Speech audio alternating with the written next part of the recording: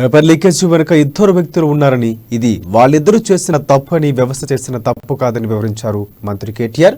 TSPSC chairman నలుగురు మంత్రులతో సుదీర్ఘంగా చర్చించిన తర్వాత సమావేశం వివరాలు ఆయన మీడియాకు వివరించారు.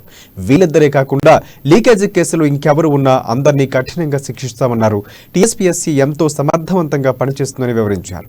యూనియన్ పబ్లిక్ సర్వీస్ కమిషన్ సభ్యులు 2 సార్లు తెలంగాణకు వచ్చి టీఎస్పీఎస్సీపై అధ్యయనం చేశారని గుర్తు చేశారు. దేశంలోని 13 రాష్ట్రాల పబ్లిక్ సర్వీస్ కమిషన్ సభ్యులు అధ్యయనం చేసి ఆయా రాష్ట్రాల్లో అమలు చేశారని వెల్లడించారు. దేశంలోనే అత్యధిక ఉద్యోగాలు భర్తీ చేసిన సర్వీస్ కమిషన్ గా తెలంగాణ పబ్లిక్ సర్వీస్ కమిషన్ గుర్తింపు పొందిందని స్పష్టం చేశారు KTR.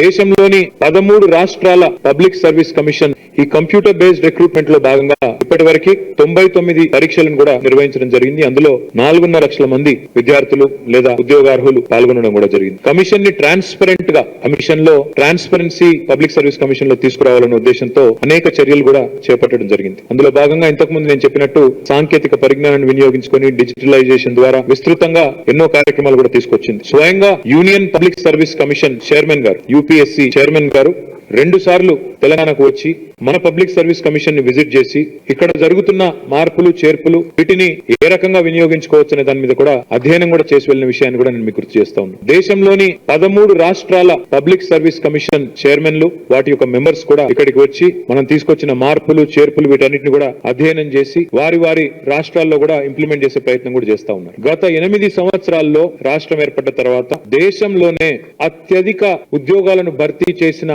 Service commission Telangana public service commission. Let me repeat that. గత 8 ఏళ్లలో భారతదేశం 28 రాష్ట్రాల్లో అత్యధికంగా ఉద్యోగ నియామకాల ప్రక్రియ పూర్తి చేసిన పబ్లిక్ సర్వీస్ కమిషన్ ఏదైనా ఉంది అంటే that is Telangana public service commission. 7 భాషల్లో బెంగాలీ, మరాఠీ, కన్నడ, ఉర్దూ, హిందీ, తెలుగు 7 భాషల్లో ఒకేసారి పరీక్షలు నిర్వహించిన ఘనత కూడా మరి తెలంగాణ పబ్లిక్ సర్వీస్ కమిషన్. గతంలో ఆంధ్రప్రదేశ్ రాష్ట్రంలో, ఉమ్మడి ఆంధ్రప్రదేశ్ లో ఏదైనా పరీక్ష జరిగింది అంటే ఏపీపీఎస్సీ మీద పుంకానుపుంకాలుగా ఆరోపణలు వచ్చేది. ఇంటర్వ్యూలో అది జరిగింది, లేదా ఇంకోటేదో జరిగింది, లోపలేదో ఒప్పందాలు జరిగినాయని ఆరోపణలు వచ్చేది. కానీ ఇన్ని ఉద్యోగాలు భర్తీ చేసిన 37,000 ఉద్యోగాల భర్తీ ప్రక్రియ విజయవంతంగా పూర్తి చేసిన ఏ ఒక్కరోజు ఏ ఒక్క అవినీతి ఆరోపణ కూడా తెలంగాణ పబ్లిక్ సర్వీస్ కమిషన్ మీద ఈ రోజు వరకు రాలేదు. ఈ కంప్యూటర్ బేస్డ్ రిక్రూట్మెంట్ లో భాగంగా ఇప్పటి వరకు 99 పరీక్షలను కూడా నిర్వహించడం జరిగింది. అందులో 4.5 లక్షల మంది విద్యార్థులు లేదా ఉద్యోగార్హులు